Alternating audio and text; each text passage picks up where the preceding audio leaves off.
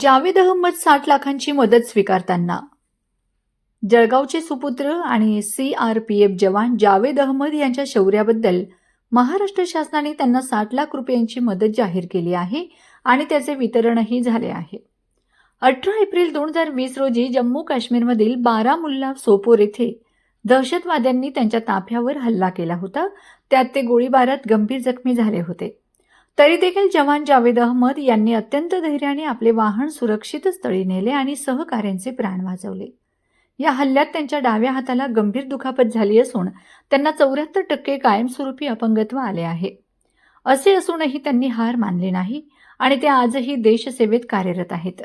महाराष्ट्र गौरव पुरस्कार योजनेअंतर्गत महाराष्ट्र शासनाने त्यांना 60 लाख रुपयांची आर्थिक मदत मंजूर केली आहे.